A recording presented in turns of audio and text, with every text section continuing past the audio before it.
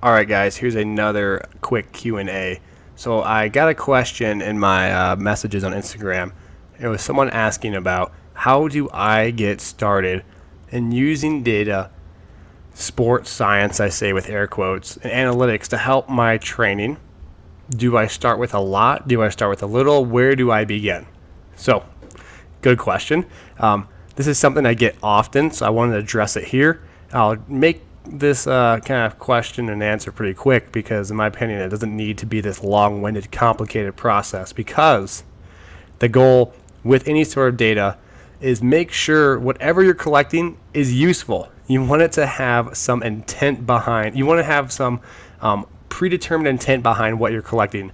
And what I mean by that is, if you don't know what you're going to do with the data you collect beforehand, then maybe the data that you're collecting that you don't know where you're going to act or don't know how you're going to act on is only going to be a burden initially. And so what I mean by that is, if you know bar velocities very well, or jump height, body weight, whatever, subjective questionnaires, see how far you can take that one bit of information before you start diving into tons of different domains. What happens is, typically I see individuals who want to do A, B, C, D, E, F, everything they can think of, and then they don't do anything because they get overwhelmed by the amount of information that they're trying to synthesize. So it defeats the purpose at that point. And so if you want to get started and begin your process of understanding or utilizing information analytics, make sure you do your homework before you collect your information. Have an idea of what these actionable insights are going to lead to. What I mean by that is, if you have jump heights, for example, and you collect it every day because you want to collect jump heights every day, then you can use that information to not only understand adaptation, to use it as a form of load monitoring. You can use it as acute program management, because you understand now if someone's jumping higher or lower than normal, it might be due to the program itself, fatigue from that program itself. And then maybe you could even now use it as a predictive factor, because you understand every time I apply a strength block, assuming you have enough data and information, we expect his jump height to go down by 5%. But if that person's jump height goes down by 10%, then maybe that's too much of a fatigue and he can't rebound back to the height that they want him to. So you now take that one piece of information and you use it vertically and horizontally. In other words, you can take that one bit of information, jump height, and now you can use it as a means to manage the day-to-day, right, the horizontal. But also now it gains wealth vertically because it provides more context and allows you to cross-departmentalize that information. Whether you're talking to his physiotherapist, we hope he doesn't get hurt, but maybe he does.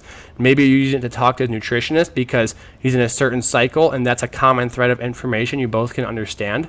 It doesn't matter what that piece of information is, but try and get as much out of it as you can. Then, because anytime you collect information, there's going to be a collateral burden to yourself to understand that information, synthesize it, apply it, but also the collateral burden of the athlete having to be a participant of collecting that information. Maybe now you understand, once you master one piece of information, how you're going to apply different pieces of information into training or different means of testing and assessing. And now you have an idea of how that process is going to go. So the kind of example is, if you're just like learning to bicycle, right? You're going to go bike on a path where there's not going to be an issue. You're not going to be concerned about getting hit by a car. You probably have training wheels on, and someone there's probably watching you. That's excellent, because that's how you begin. That's how you learn to understand. You don't go from first day of trying to bike to trying to bike in San Francisco up and down hills with crazy drivers. You eventually get there and you learn to navigate that process, but you start from a very basic standpoint. Key word there is start. You have to actually have the process rolling in order to get to where you want to be. So I hear a lot of people, I'm not going to use data. There's too much information. When I collect data, I don't know what to do with it. Well, not know what to do with the data and too much data collecting sounds like it's a your fault issue, right? It sounds like your problem. Instead, you can collect, no one's making you collect one type of information. You can collect whatever information you deem appropriate that you can act on as an individual. So if you know how to act on a specific piece of information as a coach that you think is going to benefit your athlete most, start with that piece of information. Start with the stuff that's super simple. Start with stuff you know very well. Because if you start the stuff you know very well, then you're going to understand the means and context of how to apply it all together, and then you can add new bits of information in. But if you just start with everything at once, you're probably going to end up with nothing. If you start with nothing, well, you're going to end up with nothing. So start simple, but start. Have a roadmap. Understand what you're going to do with the data. Understand how you might use it in the future, and then reflect on whether or not that process that went down with the data collection and your thought process of how it's going to be working actually panned out the way you did.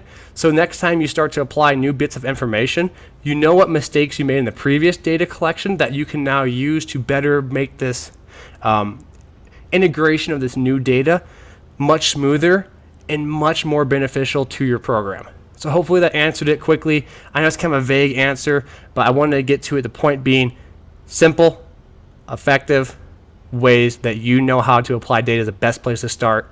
And the best place to start is somewhere you can start in general. All right, thanks for listening, guys. Really appreciate the questions. And again, feel free to send them to me over Instagram, email, whatever the heck you guys want to do. I appreciate the feedback. Really awesome. Thank you.